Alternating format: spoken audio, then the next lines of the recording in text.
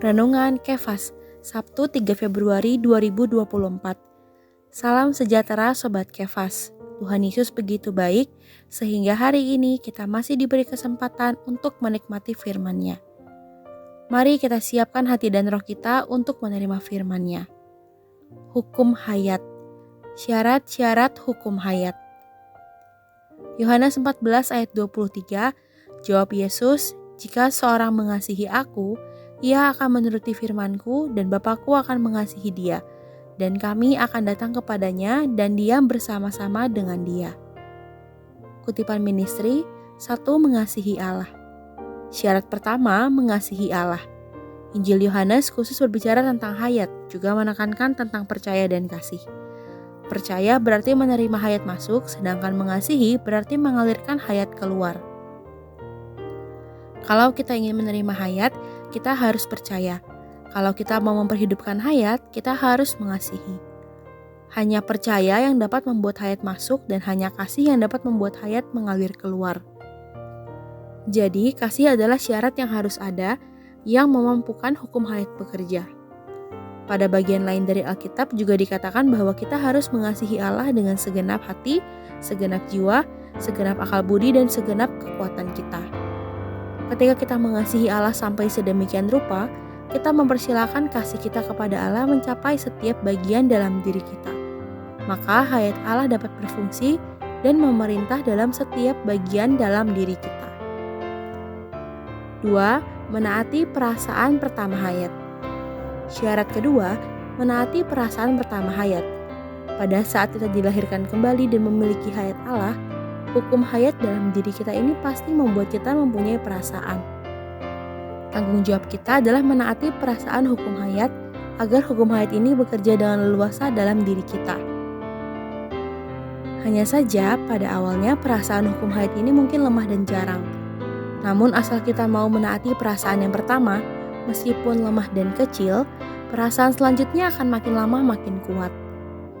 Kita justru harus mulai taat kepada perasaan awal yang lemah ini dan terus taat. Dengan demikian, hukum hayat dapat bekerja dalam diri kita tanpa henti, hingga mencapai seluruh bagian dalam diri kita, dan hayat dalam diri kita akan meluas keluar dengan sendirinya, bahkan makin dalam dan makin tinggi.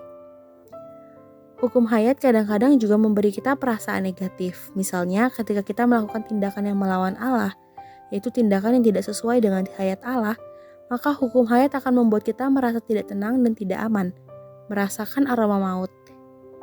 Inilah Allah mencegah atau tidak mengizinkan. Tidak peduli kita hendak melakukan atau sedang kita lakukan sesuatu, begitu ada perasaan yang melarang seperti itu, kita harus berhenti. Kalau kita tidak bisa bergerak atau berhenti sesuai dengan perasaan hukum hayat dalam diri kita, hukum hayat ini dapat bekerja dalam diri kita tanpa rintangan, dan hayat dalam diri kita juga dapat terus bertumbuh dan meluas.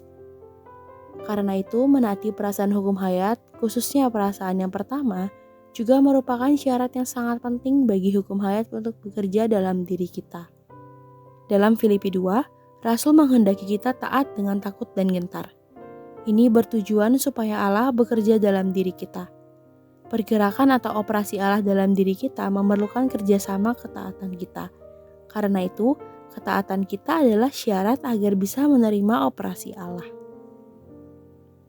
Poin penting hari ini, 1. Allah menanamkan hayatnya dalam diri kita, kemudian Dia menggunakan kasih untuk menggugah emosi kita supaya kita mengasihi Dia. Ketika kita mengasihi Allah dengan sepenuh hati kita, dengan sendirinya kita pun rela taat kepada Allah dan bekerja sama dengannya.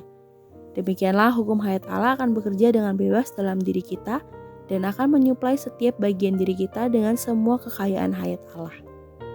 2. Seperti kita hidup satu hari demi satu hari, demikian juga menaati perasaan, satu demi satu. Ketika Allah memberi kita satu perasaan, kita menaati satu perasaan ini.